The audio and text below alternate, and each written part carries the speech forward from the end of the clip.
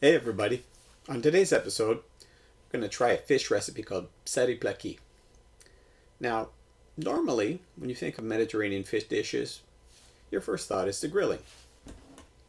Put fish in basket, grill it over coals, a little bit of lemon juice, olive oil, and salt. You're done. Some of you, though, live in apartments or you're not allowed to have a barbecue on the premises, and you still want to have that nice Mediterranean feel. And I said, you know what? Greece is one of those countries where the topography and the resources available and the fruits and the fish, it's all compacted into that one small country. Wide variety of flavors. Why not? So, baked fish. Helado. Let's try it out. For today's episode, we're going to do Psari plaki, Greek baked fish. Okay, so we got a little bit of mint over here and some dill right behind it. So I think we're going to add this with our fish. And right down here we got some parsley and a little bit of savory as well. I think that'll go with the fish too. Now Greece is a country with a wide, varied geography. Mountains, oceans, nice plains. So use what you have around. Along with the herbs, we're going to need 1 onion and 2 cloves of garlic. But first things first, take the fresh herbs we've gathered, wash them in cold water, get all the dirt out, and pat it dry on a paper towel. We're also going to need 2 tomatoes, so we're going to blanch and peel it. Take the core out, then we're going to put the tomatoes into boiling water for about 30 seconds. Then we're going to take it out, rinse it under cold water to shock it, and then the skins come off just like this.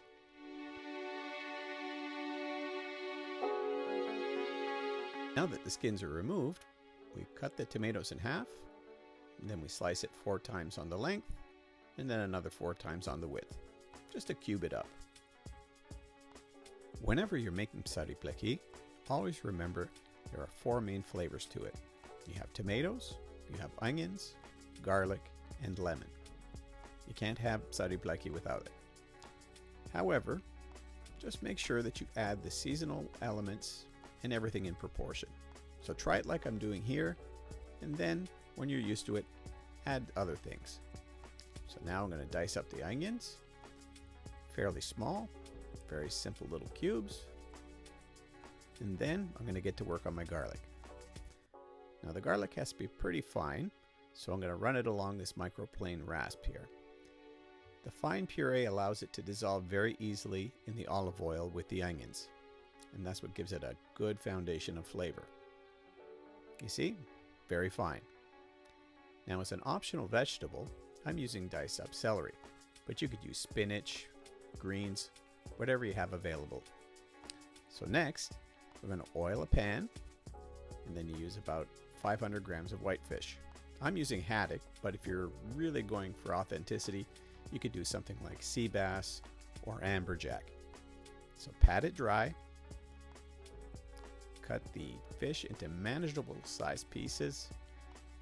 Mine are about the size of, let's say, 4 fingers or something that could fit in your palm. And then you just lay it out in the oiled dish, one next to the other.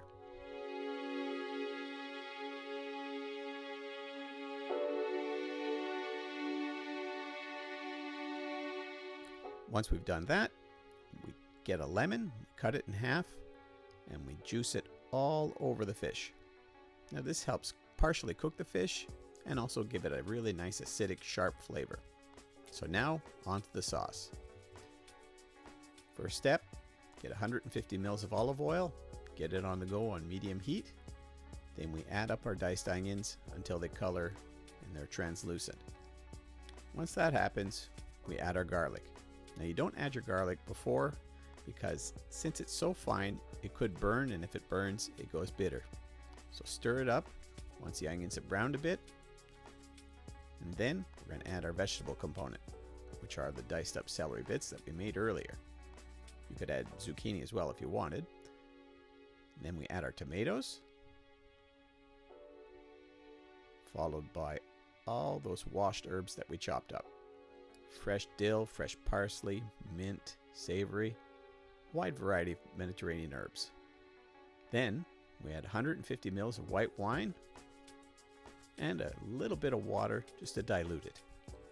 Some salt, let it go for 15 minutes, and then we pour it all over our fish. Now once this is done, you could add stoned or pitted olives if you like, but we're just going to have it as is into a preheated oven at 350 for half an hour.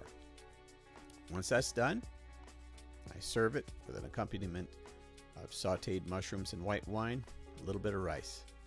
A very simple, comforting, wonderful Mediterranean food. All the best.